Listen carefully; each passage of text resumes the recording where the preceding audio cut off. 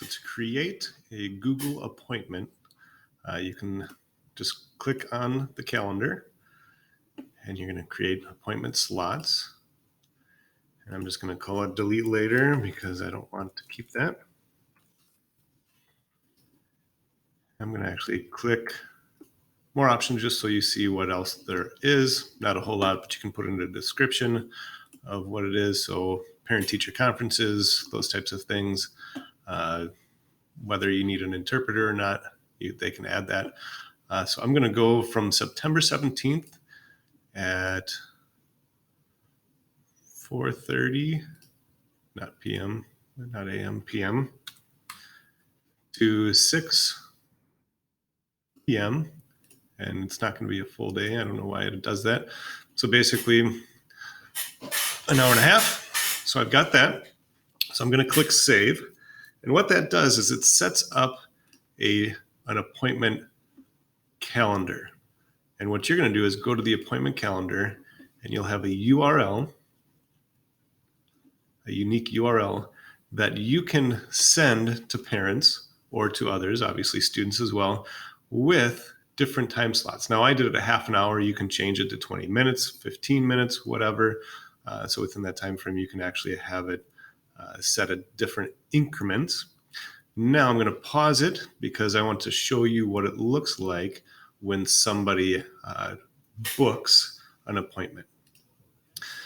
So I had 3 people book appointments. So if I were to refresh this,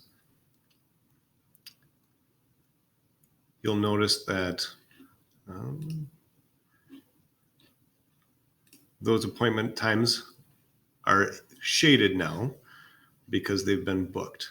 Now, if I go back to my calendar and I look here, so I'm going to make it, if I click on the first appointment at 4:30, you'll notice that it automatically has a unique Google Meet URL, or they can call in by phone, and then it tells me who the appointment is with.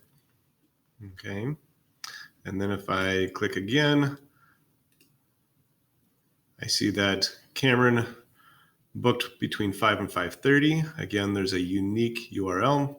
I can see who it is, and I can also see that he needs an interpreter. So this is what he wrote. And then finally, myself, and again, a unique URL, a unique phone PIN, and then also my notes. Now, what is interesting is that it doesn't show, but the first appointment was a Gmail. The second appointment is an at apps.district833.org email address, and then my email address was my personal Gmail. So it does work outside of the at apps account, so it could be anyone, but I believe it has to be a Gmail or at apps or some sort of Gmail account, a G Suite or a personal Gmail account. So that is how you can book appointments with different time increments. Again, if you go, and I'm just going to click out of here and go, let's do it tomorrow, and create appointments. Again, you can create different minutes.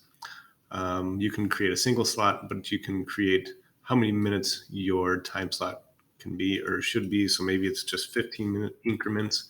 And so that way it has different time sets for that. And you can always, let's say you want a break, you can set it from 4:15 or 4 to 4:30, and then recreate a new appointment slot from 4:30 or 4:45 to whatever. So you can set up different increments, and then also, the different span. Anyway, if you have any questions, feel free to contact me at mkarasek@sawashko.org.